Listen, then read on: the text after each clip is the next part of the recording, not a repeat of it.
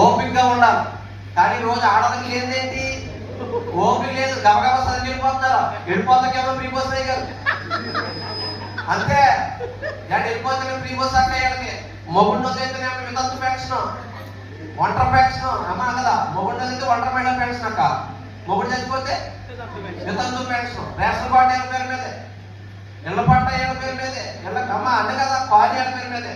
మాకు పెళ్ళం వదిలేసిన పెన్షన్ ఇవ్వరు, పెళ్ళం తెచ్చుకున్న పెన్షన్ ఇవ్వాలి. చెప్తారా?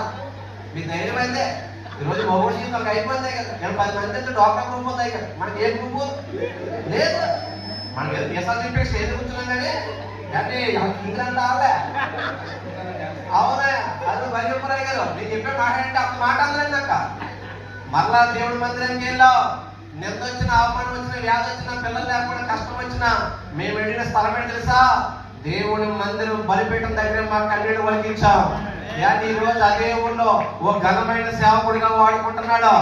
నాకు 2 కాళ్ళు పట్టించి కిడ్నీ కడుపులో ఉంది, వెన్నుముక ఆపరేషన్ అయిపోయింది, చెవిలో ప్రాబ్లం ఉంది. కన్న బిడ్డలు ఎత్తుకుని ఏనాడు కొంత దూరం పోయినది కానీ యేసయ్య శిలువ సువార్త కాడి నా భుజాల మీద వేసుకుని పల్లె, పట్టణం, ఊరు, వాడ, ఆంధ్ర, తెలంగాణ తిరుగుతున్నాను. నేను కోపడినట్టు మాట చెప్పి మౌనంగా ఉంటాను.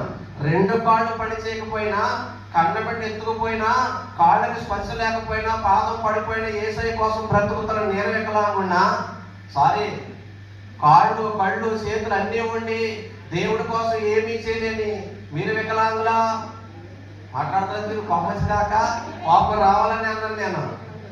ఇప్పుడు దాకా ఎవరి కోసం బ్రతికావో తెలియదు. ఈ మిగిలిన జీవితాన్ని యేసయ్య కోసం ప్రతిష్ఠించుకో. బ్రతుకుంట క్రీస్తే అంతే. ఇక బ్రతికే యేసయ్య కోసం బ్రతుకు.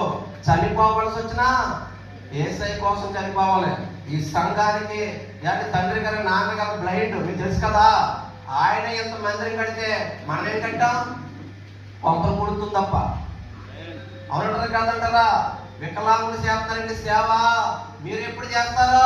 2 కాళ్ళు పడితే నేనే యేసయ్య కోసం ఎంత కష్టపడుతుంటే, కళ్ళు ఉన్నాయి, కాళ్ళు ఉన్నాయి, చేతులు ఉన్నాయి. ఇప్పుడైనా రాష్ట్రంగా యేసయ్య కోసం బ్రతుకో. టైం లేదు, సమయం వచ్చేసిందక్క. ఇప్పుడైనా ఈ రోజు పౌరస్మృతం చెప్తాను, మీరు ఏమి పని చేయకపోతే అసలు వికలాంగులు మీరే. మా ఇంటికి నా పెన్షన్ ఇచ్చేస్తాను. బ్రతికి యేసయ్య కోసం బ్రతుకుదాం. ఈ మందిరంలో అనేక మందికి నాకు మేలు జరుగును గాక. ఆమేన్.